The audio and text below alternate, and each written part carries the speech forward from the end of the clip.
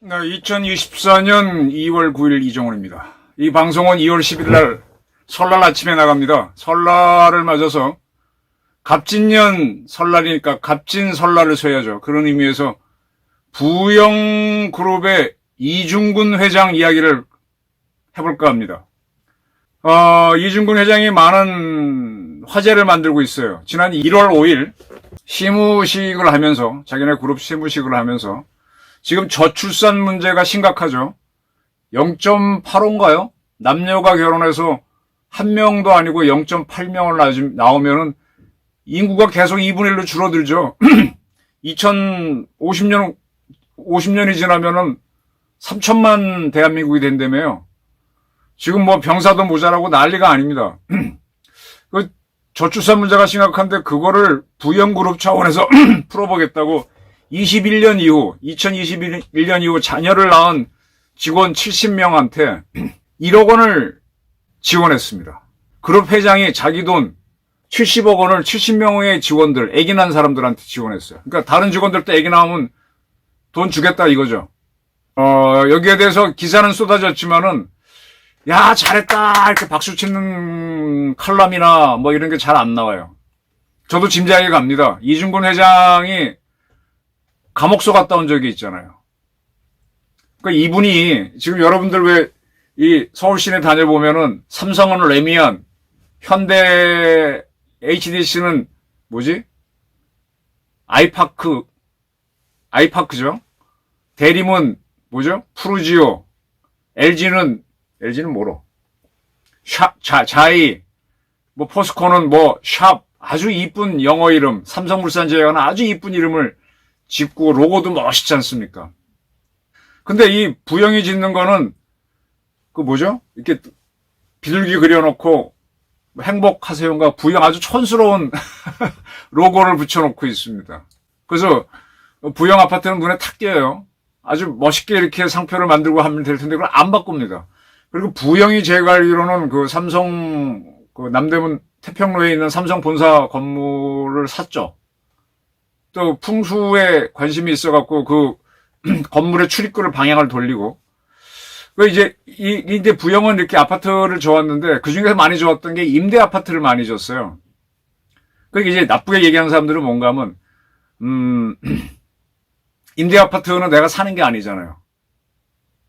그냥 내 월세처럼 돈을 내고 거주하는 거잖아요. 근데 그거를 못 내게 되면은 뭐 나가거나 그런 문제가 생기잖아요. 그런데 아주 특이하게 임대 아파트 들어온 사람들은 그 임대료를 꼬박꼬박 잘 낸다고 그럽니다. 그게 일종의 다른 집들은 막 값이 올라가니까 월세도 올라가고 하는데 그런 것도 없고 하니까 혜택을 받았다고 해서 잘 내고 또 그걸 안 내면 또 그 집을 유지를 못 하니까 잘 낸대요.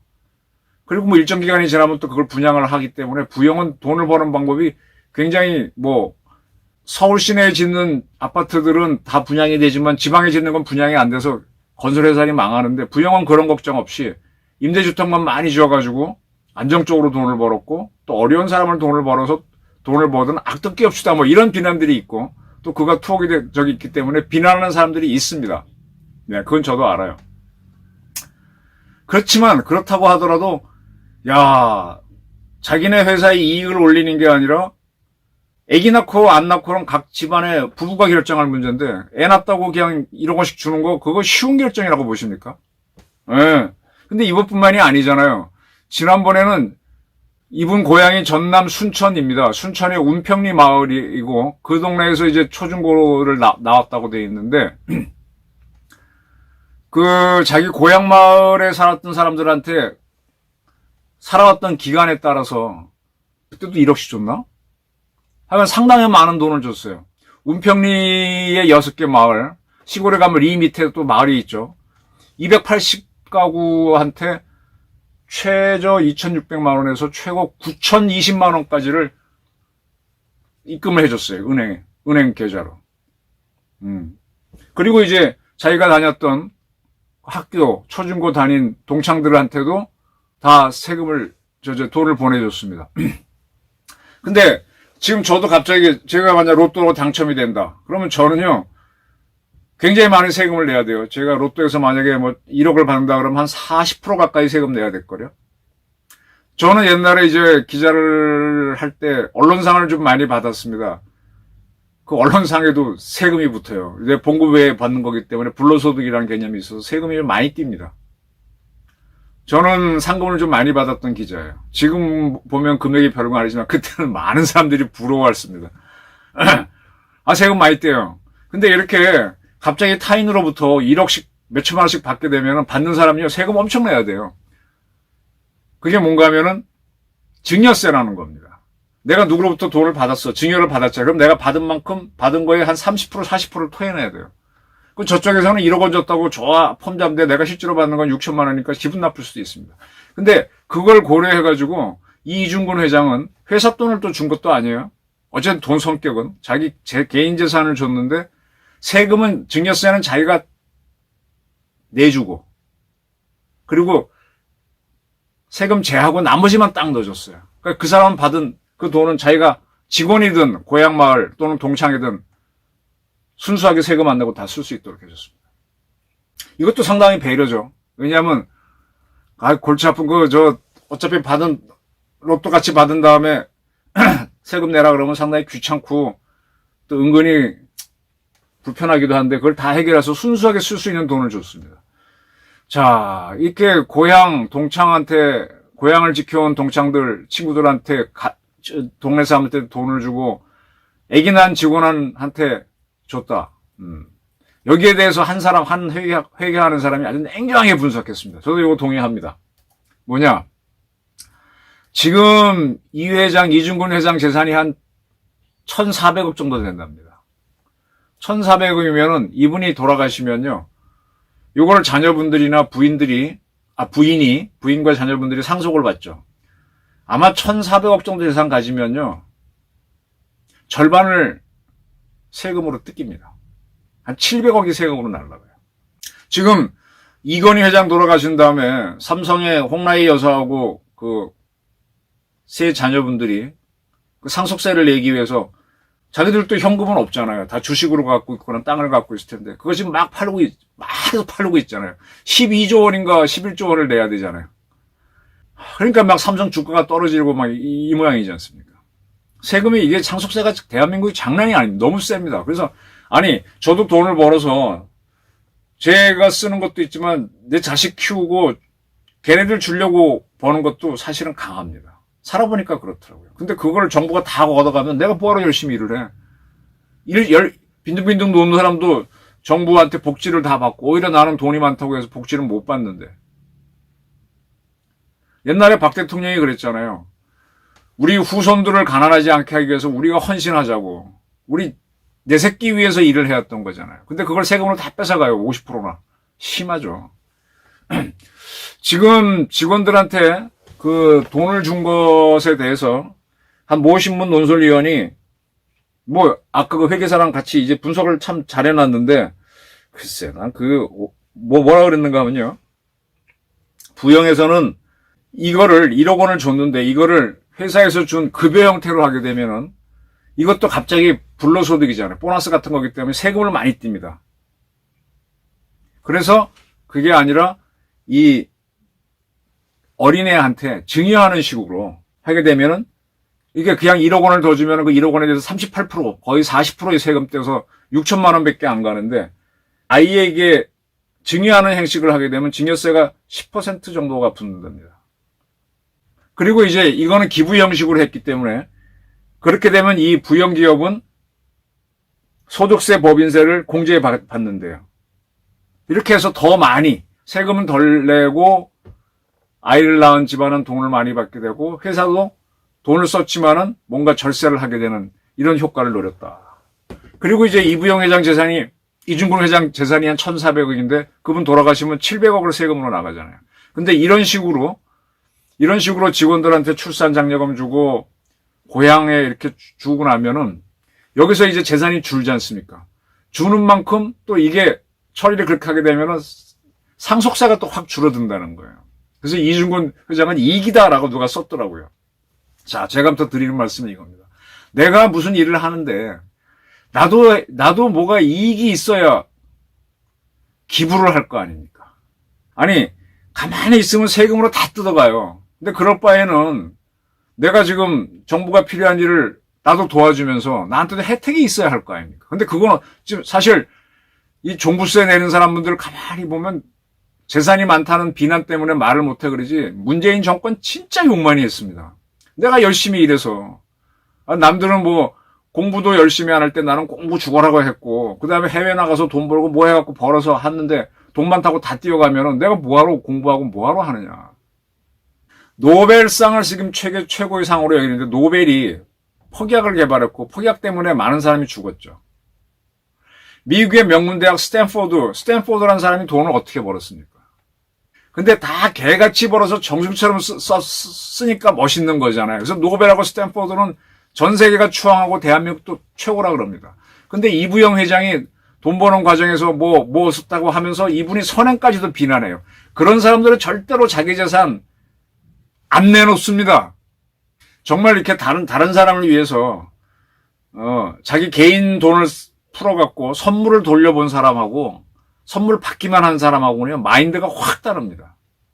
밥을 살 줄 아는 사람하고 왜 어른이 되게 되면 우리 아이들한테 돈 뭐 10,000원, 50,000원, 100,000원 줘보잖아요.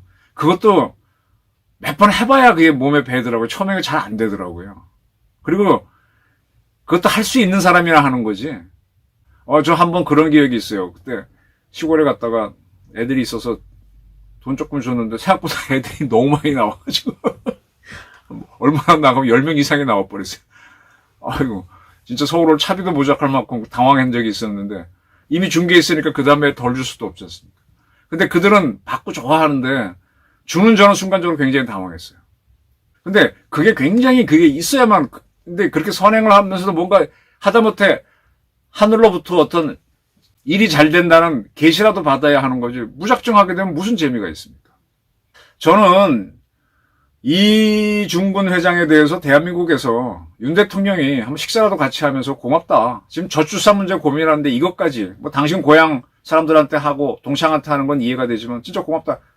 이렇게 하고 그래야 다른 기업들도 하죠. 근데 모신분 논설위원은 부영이 이렇게 하면 다른 기업들에서는 어떻게 하느냐. 차이가 난다. 그걸 왜 걱정해? 부영그룹 문제는 이중근 회장 고민하면 되는 거고 다른 회사는 못하면 2류, 3류 되는 거지 뭐. 잘하려면 자기予산 내놓는 거고. 참, 난 별걸 다 걱정하는 사람들이 참 많아요. 아니, 공부 열심히 한 놈이 좋은 학교 가는 게 맞지. 대충 하고 다 똑같이 서울대 가자 그러면 누가 공부를 하냔 말이야. 또 그렇게 번 사람들이 사회를 변혁시키는 에너지를 만들어내잖아요. 이중근 회장이 그러고 있네. 설날을 맞아서 이런 이부영 회장에 대한 찬사가 이어져야 됩니다. 똑똑한 척, 회계상 세금을 절세해야지, 당연히. 그걸 중간에 정부가 세금으로 걷어서 나눠준다. 그러면 정부에서는 고용효과가 있잖아요. 공무원 고용. 그건 누가 했던 거예요? 문재인이가 했던 거잖아요. 정부만 큰 정부 만들어서 여기 세금으로 100 걷어가지고 지들 인건비로 80 먹고 10 나눠주는 거 아니야. 근데 이거 필요 없이 이 기업에서 50을 바로 일로 줘버리면은 그럼 더 이익이잖아요. 그럼 공무원 고용 안 해.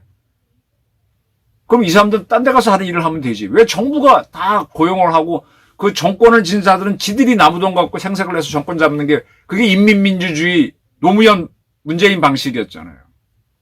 그러면 누가 하냔 말이에요. 이중근 회장 과거에 가지고 비난이 있는 건 알지만 거기에 집중하게 되면은 아무것도 못 합니다. 손흥민도 몇 차례 실수를 하다가 대선수가 되는 거거든요.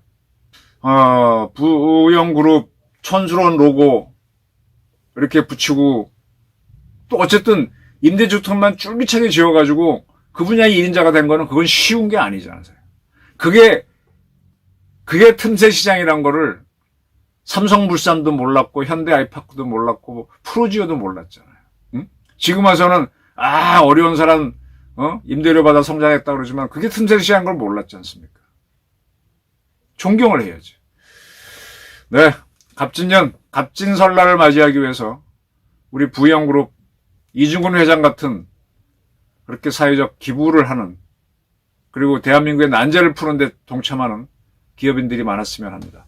마침 이부진 신라호텔 그 대표도 제주도에서 맛제주 프로젝트 10주년 기념 행사를 했다라고 하는데 거기에서 노래도 불렀대요. 그러니까 이거는 이제 제주에 있는 신라호텔에서 맛있는 제주 만들기 프로젝트를 그냥 여기 추진해 주는 거죠. 영세 식당들을 돕기 위한 거죠. 그러면서 이게 그 가게 주인들을 불러서 행사를 하면서 여기서 이부진 회장의 노래를 불렀다 그러는데, 이런 것들이 물론 그의 할아버지 이병철 회장, 아버지 이건희 회장도 몇 가지 추문이 돌아가기 전에 있었죠. 이병철도 말할 것도 없고요. 이병철 회장 호암 자전 보게 되면은 혼의 자식이 누구다, 일본 처한테 누가 있다 딱 돼 있고, 뭐 이건희 회장도 말년에 아주 뉴스타파한테 호되게 당했잖아요. 그것만 집중하게 되면 못합니다. 근데 이부진 회장쯤 오게 되니까, 그 전에 왜 신라호텔에 어떤 택시기사가 와서 그 대형 유리창 깨고 들어가니까 보상 요구한 게 아니라 오히려 다 물어주고 치료비까지 거꾸로 줬었잖아요. 그러니까 신라호텔이 잘 되는 거예요. 지금도 맛제주 프로그램 같은 거 하면서. 저는 이런 기업가들이 자꾸 나올 때 한국 사회가 희망이 있지, 이거를 각 기업으로부터 상속세 뺏어가갖고 공무원들 봉급 주고 그거 갖고 국민한테 뭐 복지하는 척 해갖고 정권에 인정받고 이런 공산주의식으로 가는 거는 사회 활력을 죽인다고 봅니다. 지금 뭐 이부진 회장이라든지 이중근 회장 이런 분들이 점점 늘어날수록 대한민국은 멋진 사회가 된다. 설날을 맞아서 한번 이중근 부영회장을 놓고 우리 회사는 그런 거 없나? 한번 그런 여론을 일으켜 보시기 바랍니다. 네, 감사합니다.